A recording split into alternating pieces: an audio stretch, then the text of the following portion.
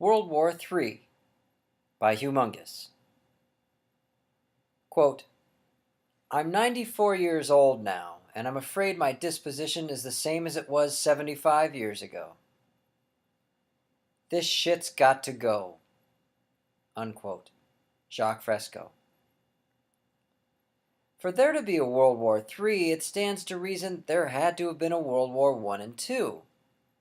Unknown to most, there wasn't. During the periods these alleged altercations occurred, Earth, also known as the world, wasn't fighting various planets. Humans were slaughtering one another, but celestial bodies were not duking it out. When people began perceiving themselves as analogous with the globe upon which they resided, they fallaciously assumed their species, akin to the Earth, would exist for billions of years. Sounds like semantics, but do you see humanity addressing the dilemma of the supervolcano beneath Yellowstone Park? Or the inevitable reversal of the North and South poles? No.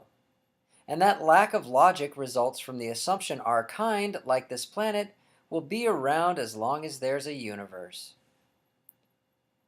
Hence, there never was a World War I, nor II. There may have been a humanity war I and II, but when people are constantly killing each other, how do you determine when one conflict ends and another begins? For the sake of argument, you've been concerned about what you perceive as World War III for years, never understanding it's already begun. In fact, World War III has been in progress for decades. It became a legitimate battle in 1989 when the internet was released to the public.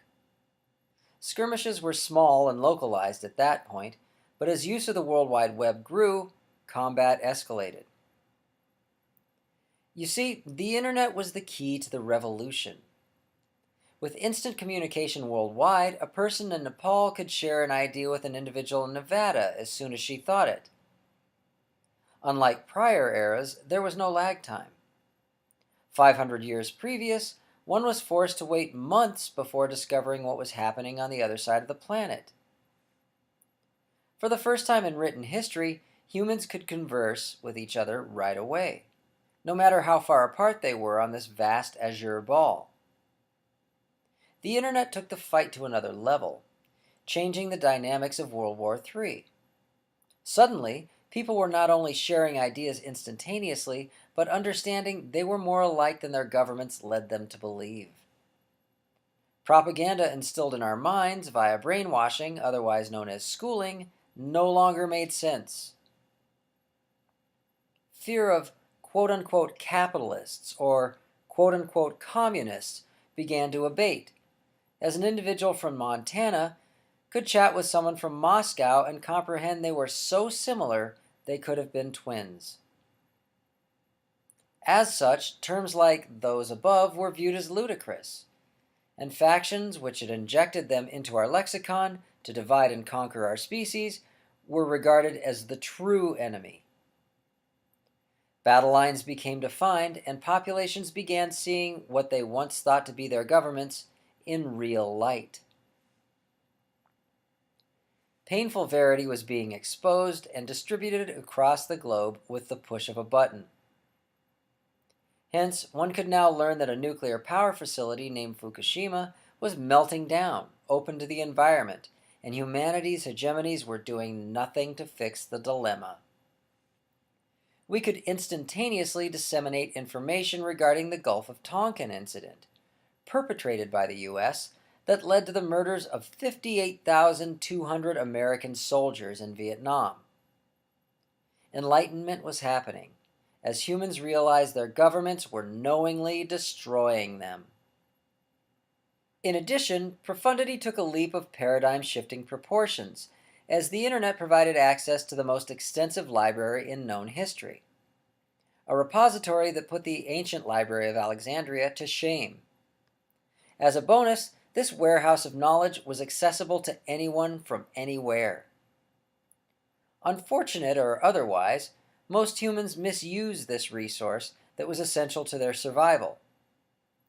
Vapid internet sites, which allowed a person to inform nearly any human on the planet where and when they took their latest shit, were accessed most often by the majority of the population. Indecipherable messages were typed with thumbs, as the already borderline illiterate populace became even more obtuse. Regardless, during this epoch, more humans were able to read than at any other known period in history. Hence, awareness increased, and a division between those who understood what was happening and the ignorant developed. Those uninformed continued to support the very regimes that were killing them, and had no idea World War III was even occurring. Those enlightened began to grow in numbers as they fought this silent battle to keep humanity from being exterminated. Separation was apparent, and yet solidarity among all walks of humans was as well. As such, the gap between governments, who had always historically sought control, and their populations widened. As of the writing of these words, the outcome of World War III had yet to be determined.